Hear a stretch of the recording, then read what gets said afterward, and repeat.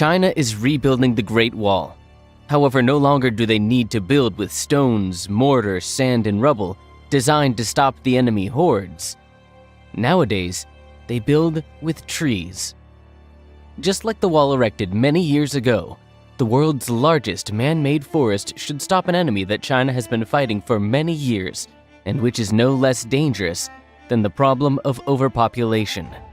This enemy is the desert that occupies most of eastern China and continues to grow non-stop. Although China has an area comparable to that of the United States, only 12% of it is arable land. However, China still has the largest agricultural production in the world.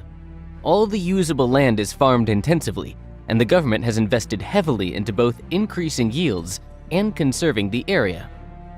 It is incredible that such a populous country managed to become self-sufficient in terms of food supply. A striking example of self-sufficiency can be seen in the Xinjiang region in the northwest. It's an almost desert region, but thanks to drip irrigation and technological systems that reduce evaporation, people in Xinjiang grow vegetables without rain. What's the result?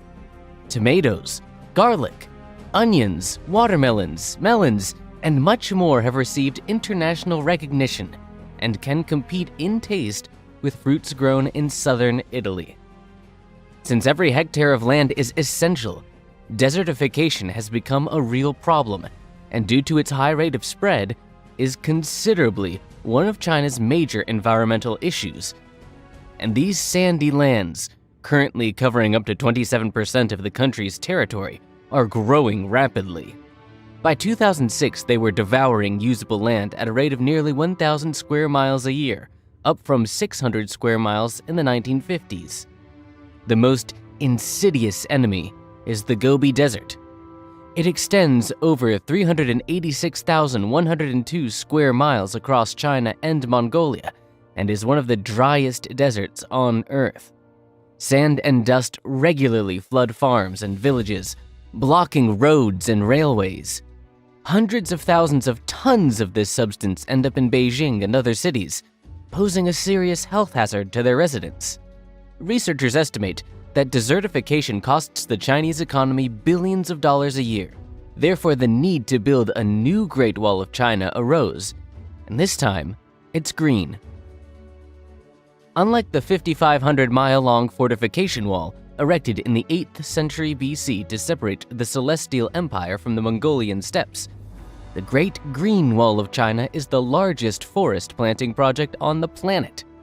Its goal is to create a 2,796-mile-long green belt to halt the expansion of the Gobi Desert, while reducing millions of tons of carbon dioxide emissions.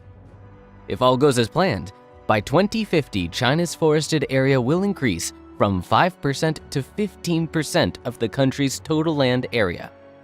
The country decided to create shelter belts along the southern outskirts of China's 4 largest sandy massifs and 8 deserts, as well as along the lowest plateau. This is because the main Chinese deserts are located in the north, northeast, and northwest regions of the Celestial Empire, and the program is designed to protect the country from desert encroachment from the north. The name of the program itself can be roughly translated as Forest Protection of the Three Norths. At the same time, another unofficial name arose, Louis Chongqing, the Great Green Wall of China. Its author is believed to be Deng Xiaoping himself.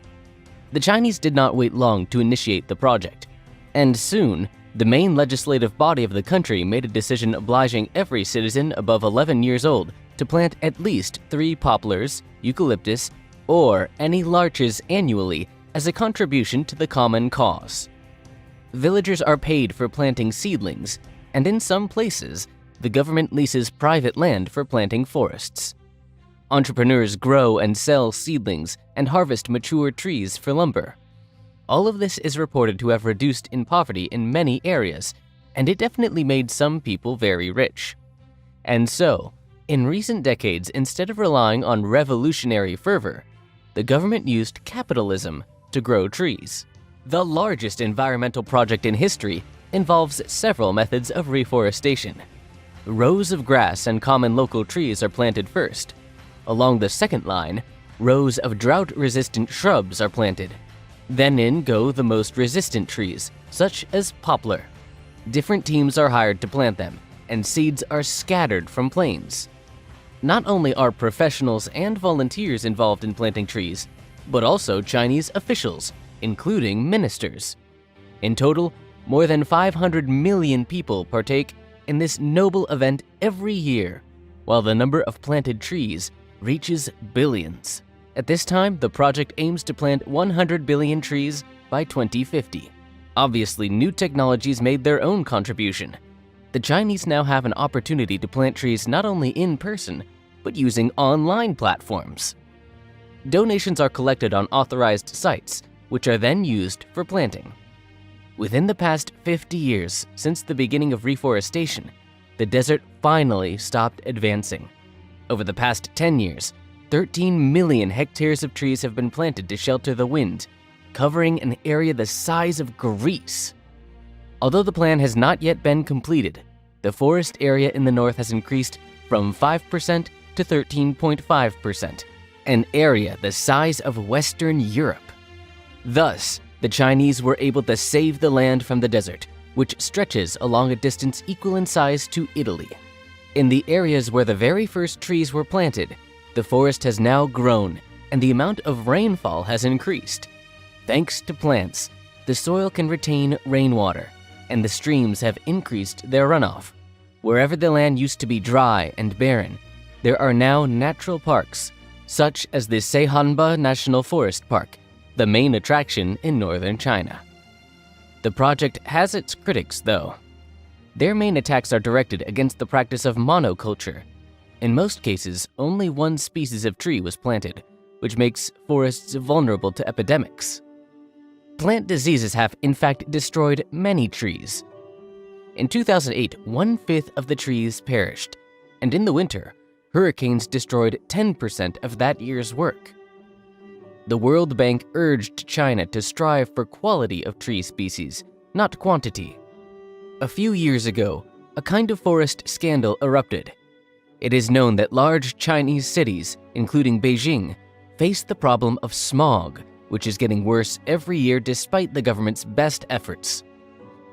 The wind blows the smog out of the cities, but in recent years this happens more rarely.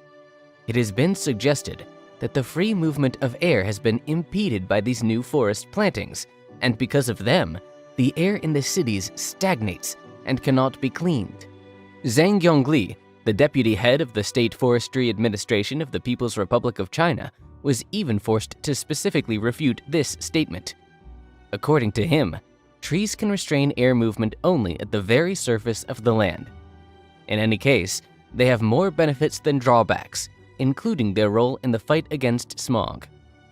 This may not be a perfect plan, but we cannot forget that China has recently planted more trees than the rest of the world combined. China's Great Green Wall is today the largest man-made forest on Earth.